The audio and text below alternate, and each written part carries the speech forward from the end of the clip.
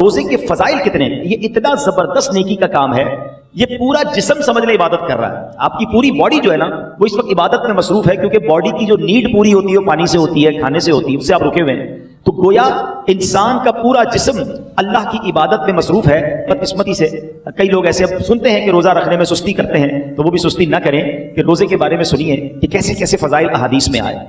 نبی پاک علیہ السلام فرماتے کہ بے شک جنت میں ایک دروازہ ہے جس کو ریان کہا جاتا ہے، اس سے قیامت کے دن صرف روزہ دار داخل ہوں گے اور کوئی داخل نہیں ہوگا. اسپیشل ڈور ہوگا جنت کا. آپ دیکھتے ہیں کبھی کبھی ایئرپورٹ پر جاتے ہیں یا کسی جگہ جاتے ہیں، ایک وی آئی پی گیٹ ہوتا ہے اور اس وی آئی پی گیٹ سے لوگ داخل ہوتے ہیں جو وی آئی پیز ہوتے ہیں. تو اے روزہ داروں تمہیں مبارک ہو کہ جنت میں وہ دروازہ ہوگا جس کو باب الریان کہا جاتا ہے اور اس سے روزہ دار جنت میں داخل ہوں گے. اور قیامت کے دن ایک اناؤنسمنٹ ہوگا، کہا جائے گا روزے دار کہاں ہیں؟ وہ لوگ کھڑے ہوں گے، ان کے علاوہ کوئی اس دروازے سے داخل نہ ہوگا. جب یہ داخل ہو جائیں گے نا تو جنت کا وہ ڈور، وہ دروازہ بند کر دیا جائے گا. اس دن ان لوگوں کو کتنی افسوس ہوگا، کتنی حسرت ہوگی جو رمضان کے روزے نہیں رکھتے ہوں گے. بلکہ ہمیں تو یہ چاہیے کہ صرف رمضان کے روزے نہیں، ہم اس کے بعد بھی نفلی روزوں کی بھی کوشش کیا کریں. ہر پیر کو روزہ رکھنا سنت ہے. اچھا ایک اور فائدہ دیکھیں، جو پورا سال کچھ نہ کچھ نفلی روزے رکھتا ہے نا، اس کو رمضان کے روزوں میں اتنی پرابلم نہیں ہوتی، کیونکہ وہ عادی ہوتا ہے. Suddenly all of the sudden پورا سال گزرنے کے بعد جو اچانک روزے رکھنا شروع کرتے ہیں ان کو زیادہ بعض اوقات روزہ جو ہے وہ فیل ہوتا ہے. بہرحال نبی پاک علیہ السلام کا ایک اور فرمان سنیں، اے روزہ داروں تمہیں مبارک ہو. میرے آقا فرماتے جس نے رمضان کا روزہ رکھا اور اس کی حدود کو پہچانا اور جس چیز سے بچنا چاہیے اس سے بچا، تو جو کچھ گناہ پہلے کر چکا ہے اس کا کفارہ ہو گیا. یعنی روزہ پچھلے گناہوں کا کفارہ ہے. روزے کی ایک اور شاندار فضیلت، نبی پاک فرماتے ہیں جس نے ایک دن کا روزہ رکھا، اللہ عز و جل کی رضا حاصل کرنے کے لیے اللہ عز و جل اسے جہنم سے اتنا دور کر دے گا جتنا ایک کوا جو بچپن سے اڑنا شروع کرے یہاں تک کہ بوڑھا ہو کر مر جائے. اچھا کوے کی عمر بتائی جاتی ہے کہ 500 سال ہوتی ہے. 500 سال تک پرندہ اڑے گا تو کتنا دور ہوگا؟ اللہ ایک روزہ رکھنے والے کو جہنم سے اتنا دور کر دے گا. مبارک ہو ان کو جو پورا مہینہ روزہ رکھتے ہیں اور ماشاءاللہ نفلی روزے بھی رکھتے ہیں. ایک اور خوبصورت بات، میرے آقا علیہ السلام فرماتے ہیں ہر شے کے لیے زکوٰۃ ہے، اور جسم کی زکوٰۃ روزہ ہے، اور روزہ آدھا صبر ہے. اللہ اکبر. یعنی آپ کی باڈی کی زکوٰۃ ادا ہو رہی ہے کہ جب آپ رمضان میں روزے رکھ رہے ہیں. ماشاءاللہ. تو ہمیں روزے کی پابندی کرنی چاہیے. ایک اور حدیث سن لے پھر میں انشاءاللہ روزے کے کچھ احکام بیان کرتا ہوں، اور یہ بڑی کمال کی حدیث ہے. نبی پاک علیہ السلام نے فرمایا کہ قیامت والے دن روزہ داروں کے لیے ایک سونے کا دسترخوان رکھا جائے گا جس سے وہ کھائیں گے، حالانکہ لوگ حساب کتاب کے منتظر ہوں گے. اب ذرا سوچئے، آج بھوک لگ رہی ہے، پیاس لگ رہی ہے، کھانے سے رکے ہو نا.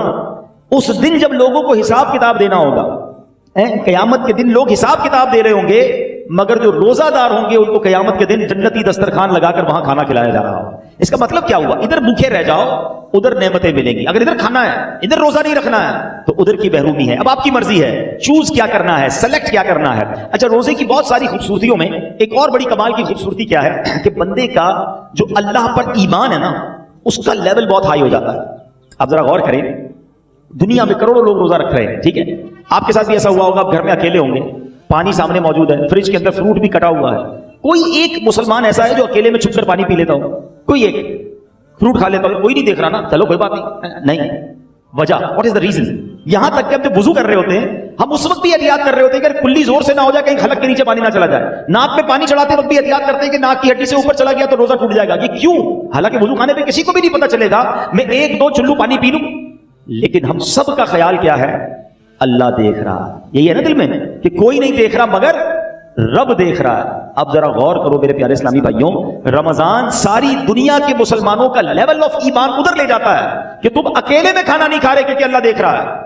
تو اب سوال یہ ہے کہ جب اللہ رمضان میں دیکھ رہا ہے تو کیا رمضان کے بعد نہیں دیکھ رہا؟ حلال کھانے سے رک گئے کیونکہ افطار کا وقت نہیں ہوا، مگر بندہ پھر حرام دیکھنے سے کیوں نہیں رکتا کہ اللہ دیکھ رہا ہے؟ اکیلے میں گناہ کرتے وقت یہ خیال کیوں نہیں آتا کہ رب دیکھ رہا ہے؟ ایکچولی رمضان ہماری پوری پریکٹس کروا رہا ہے کہ دیکھو جب پورے رمضان تم یہ خیال دل میں بٹھائے رکھتے ہو کہ اکیلے میں کھانا نہیں ہے، پینا نہیں ہے، رب دیکھ رہا ہے، تو پھر رمضان میں بھی اور رمضان کے بعد بھی حرام کماتے وقت بھی سوچو نا اللہ دیکھ رہا ہے، حرام بولتے وقت بھی سوچو اللہ دیکھ رہا ہے، حرام سنتے وقت بھی سوچو اللہ دیکھ رہا ہے. تو انشاءاللہ اگر یہ پریکٹس بن گئی کہ اللہ دیکھ رہا ہے تو پھر گناہ کرنے کی عادت چھٹ سکتی ہے.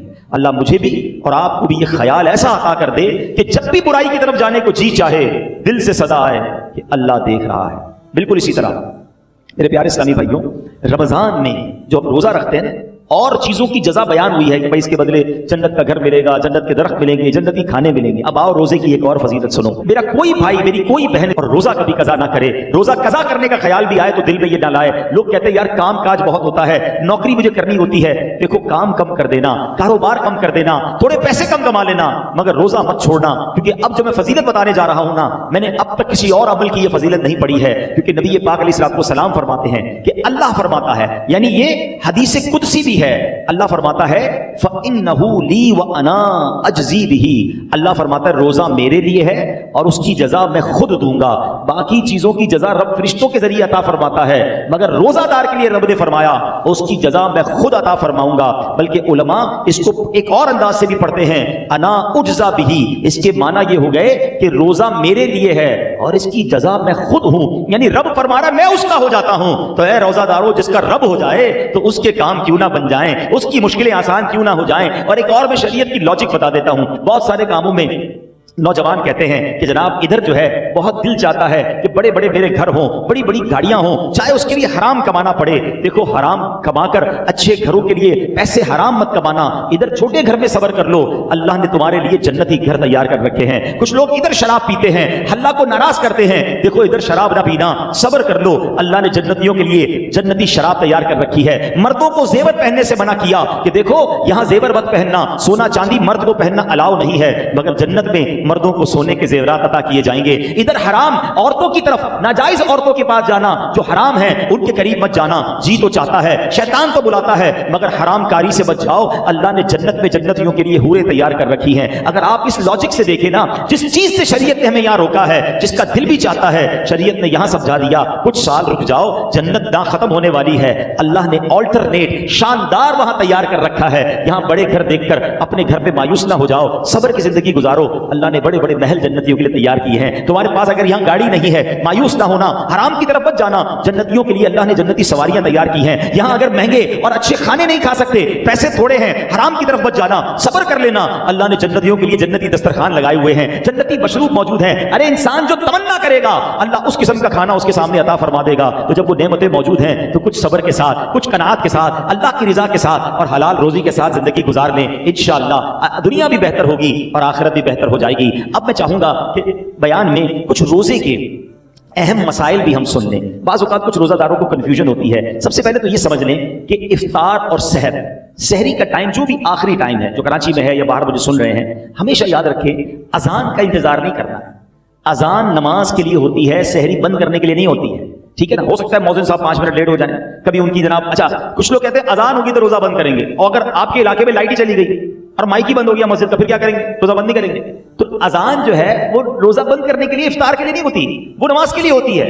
روزے کا تعلق ٹائمنگ سے ہے.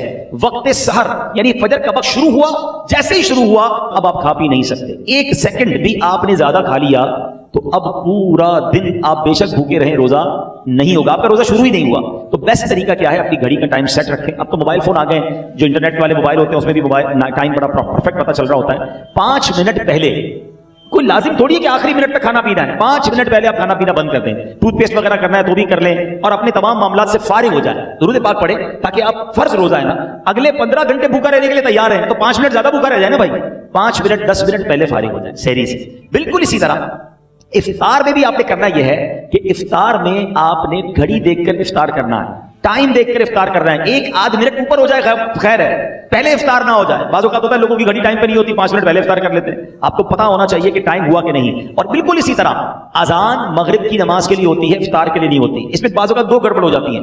ایک ہی ہو جاتی ہے کہ کبھی مؤذن صاحب سے بھی غلطی لگ سکتی ہے, جلدی اذان دے دی, آپ نے اذان سنی, روزہ کھول لیا, تو آپ کا روزہ چلا گیا. آپ ٹائم دیکھیں ٹائم ہوا ہے کہ نہیں. اور مؤذن صاحب خود اپنا افطار کرنے میں لگے ہوئے ہیں اور وہ 5 منٹ بعد اذان دے رہے ہیں اور آپ انتظار کر رہے ہیں اذان کا, تو یہ بھی درست نہیں, کیونکہ افطار کو تاخیر بھی نہیں کرنی چاہیے. تو پہلی بات تو یہ سمجھ لیں کہ ٹائم ٹیبل کے ساتھ روزہ ہے. یہاں ایک اور خوبصورت بات کہوں کہ لوگ آج کل بڑی مثالیں دیتے ہیں دوسرے ملکوں والوں کی, غیر مسلموں کی, یار وہاں بڑی ٹائم مینجمنٹ ہے جناب, بڑا ٹائم سے معاملات چلتے ہیں, ان کے جہاز بھی ٹائم پہ, ان کی ٹرینیں بھی ٹائم پہ, لوگ آتے بھی وقت پر ہیں.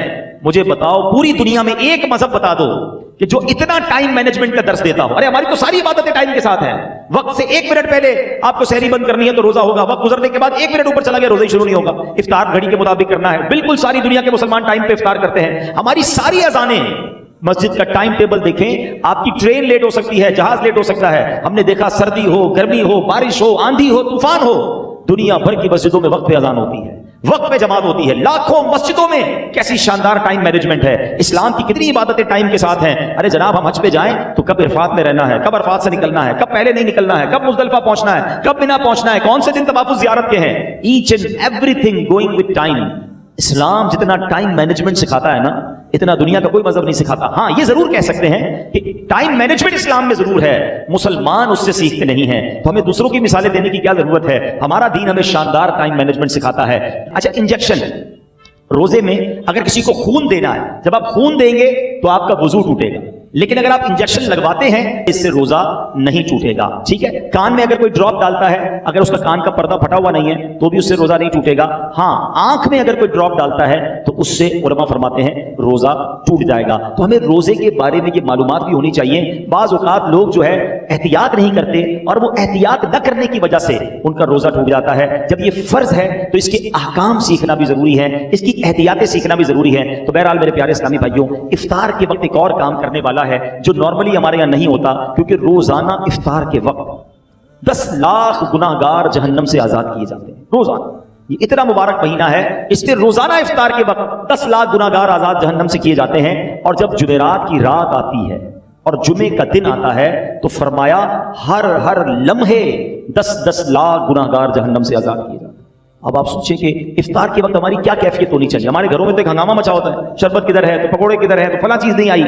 ان آئٹموں کے چکر میں پڑنے کی بجائے افطار کے وقت اے کاش ہاتھ اٹھے ہوں، آنسو بہ رہے ہوں اور یہ التجائیں ہوں کہ مولا آج بھی 10 لاکھ بخشے جائیں گے، آج بخشے جانے والوں میں ہمارا نام لکھ دے. تو جب اس کیفیت کے ساتھ آپ افطار کیا کریں گے تو انشاءاللہ کبھی نہ کبھی تو ہمارا بھی نمبر آ جائے گا. تو آج بھی مدنی چینل پر آپ دیکھیں کہ افطار کے وقت کیا منظر ہوتا ہے. آنسو ہوتے ہیں، دعائیں ہوتی ہیں، التجائیں ہوتی ہیں. میں تو دنیا بھر کے ویور سے کہوں گا کہ جب بھی افطار کا وقت آئے آپ مدنی چینل کے ساتھ اپنے گھر والوں کے ساتھ امیر اہل سنت کی ان عظیم دعاؤں میں شامل ہو جائیں. نہ جانے کس کی آمین کے صدقے ہمارا بھی بیڑا پار ہو جائے. تو ہمیں افطار کا وقت جو ہے یہ بڑا مبارک وقت ہے، یہ دعاؤں کی قبولیت کا وقت ہے. پھر رمضان کی راتیں، رمضان کی راتیں کتنی مبارک ہیں آپ کو پتہ ہے.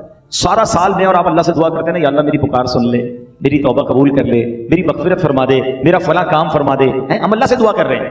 آپ کو پتہ ہے رمضان کی راتوں میں کیا ہوتا ہے؟ رحمت کے فرشتے یہ آواز لگاتے ہیں، ہے کوئی مانگنے والا کہ اس کی توبہ قبول کی جائے، ہے کوئی توبہ کرنے والا کہ اس کی توبہ قبول کی جائے، ہے کوئی سوالی کہ اس کا سوال پورا کیا جائے. یعنی رمضان میں ادھر سے آفر ہے کہ مانگ لو میں دے رہا ہوں، مغفرت چاہیے تو میں مغفرت دے رہا ہوں، توبہ کرنی ہے تو میں توبہ قبول کر رہا ہوں. مگر آپ دیکھیں کہ آج ہماری راتیں کہاں خرچ ہو رہی ہیں. بہت بڑی تعداد میں لوگ کھانے پینے، گھومنے پھرنے، کرکٹ میچز، پتہ نہیں کیا کیا کر رہے ہیں رمضان میں. ارے اللہ کے بندو، یہ راتیں عبادت کی ہیں، یہ راتیں دعائیں کی ہیں، یہ مانگنے کی ساری زندگی پڑی ہے کھانے پینے کی. تو خدا را رمضان کی راتوں کو ضائع نہ کریں. اور اب میں آخری بات اپنے بیان کی کر لوں جو میں سمجھتا ہوں میرے بیان کی سب سے اہم بات ہے. وہ کیا ہے؟ یہ اب تک تو میں نے رمضان میں عبادت نیکیاں کرنے کے بارے میں بات کی نا، یہ تو چلے تھوڑی بہت لوگ کر ہی رہے ہیں یا کرتے ہیں، مگر رمضان میں گناہ نہیں کرنا ہے، اس کی طرف توجہ کم لوگوں کی ہے. کیوں؟ دیکھیے رمضان میں گناہ کی پکڑ بھی زیادہ ہے، رمضان میں گناہ کا عذاب بھی زیادہ ہے، مار بھی زیادہ پڑے گی. کیوں؟ بھائی مسجد کے باہر کوئی گناہ کرے گناہ ہے، لیکن کوئی مسجد کے اندر آ کر گناہ کرے تو بڑا شدید گناہ ہے. کوئی اللہ کا گھر میں جا کر گناہ کرے گا تو اللہ کی غضب کو دعوت دے گا نا. مکہ شریف میں جا کر کوئی ایک نیکی کرے، حدود حرم میں تو ایک نیکی 1 لاکھ نیکی کے برابر، مگر وہاں کوئی گناہ کرے تو 1 لاکھ گناہ کے برابر. اس کی وجہ کیا ہے؟ اتنے مقدس جگہ پر آئے ہو جہاں ساری دنیا عبادت کر رہے تم ادھر بھی گناہ کر رہے ہو. بالکل اسی طرح رمضان بڑا مقدس مہینہ ہے، جو رمضان میں گناہ کرے گا، حدیث میں یہ مضمون ملتا ہے کہ جو ایک گناہ رمضان میں کرے اس کے 1 سال کے اعمال برباد کر دیے جائیں گے. ہمارے ہاتھ میں موبائل ہوتا ہے، موبائل کھولا پتہ نہیں کیا دیکھ رہے ہیں، کیا سن رہے ہیں. خدا را اپنی زبان پر، اپنی آنکھوں پر، اپنے کانوں پر ہمیں قابو رکھنا ہے. یہ صرف کھانے پینے سے رکنے کا نام روزہ نہیں ہے. آنکھوں کا روزہ یہ بندہ حرام نہ دیکھے، زبان کا روزہ یہ بندہ حرام نہ بولے، پیٹ کا روزہ یہ بندہ حرام نہ کھائے. ادھر جناب بھوکے پیاسے تو ہیں، باقی سارے گناہ ہو رہے ہیں. احادیث میں مضمون بھی ملتا ہے کہ وہ شخص جو بھوکا پیاسا رہے مگر گناہوں سے نہ بچے، ایسے بندے کے بھوکا پیاسا رہنے کی اللہ کو کوئی ضرورت نہیں ہے. تو کچھ لوگ رمضان میں فلمیں دیکھتے ہیں، ڈرامے دیکھتے ہیں، ٹائم پاس کر رہا ہوں یار، موبائل پہ گیمیں کھیل رہے ہیں. فضول کام نہ کریں نا، یہ پتہ نہیں اگلا رمضان ہمیں ملے نہ ملے. تلاوت کریں، ذکر و اذکار کریں، عبادت کریں، اور اس رمضان میں میں نے اور آپ نے مغفرت حاصل کرنی ہے. یہ بات یاد رکھیے گا. میرے آقا علیہ الصلوۃ والسلام نے جبریل امین کی ایک دعا پر آمین ارشاد فرمائی. صحابہ نے پوچھا حضور آپ نے کون سی دعا پر آمین فرمائی؟ تو نبی پاک نے فرمایا کہ مجھے جبریل امین نے یہ دعا کی کہ اے اللہ، جو رمضان کو پائے اور اپنی مغفرت نہ کروا سکے وہ ہلاک و برباد ہو جائے۔ اب ذرا سوچیں میرے پیارے اسلام بھائی، دعا کون کر رہا ہے؟ فرشتوں کا سردار، اور آمین کون کہہ رہے ہیں؟ نبیوں کے سردار۔ تو دعا تو قبول ہی قبول ہے نا۔ اب رمضان میں جس کی مغفرت نہ ہوئی نا وہ برباد ہو جائے، تو روتے رہیے، التجائیں کرتے رہیے، اللہ سے معافی مانگتے رہیے، تلاوت کرتے رہیے، پتہ نہیں اگلی بار رمضان نصیب ہو کہ نہ ہو۔ جن کو اللہ نے نوازا ہے غریبوں کی مدد کیجیے، سحر و افطار میں خرچ کیجیے، اپنی زکوٰۃ پوری دیجیے اور اللہ کی راہ میں اور خرچ کیجیے تاکہ غریب مسلمانوں کا بھی بھلا ہو جائے۔ اللہ کریم سے میں دعا کرتا ہوں کہ رب کریم ہم سب کو ماہ رمضان کی برکت عطا فرمائے، روزے اس کی روح کے مطابق رکھنے کی توفیق عطا فرمائے۔ اب تک جتنے روزے رکھے اللہ اس کو اپنے دربار میں قبول فرمائے، اور آگے بھی ہمیں پابندی سے پورے روزے رکھنا صحت و عافیت کے ساتھ نصیب فرمائے۔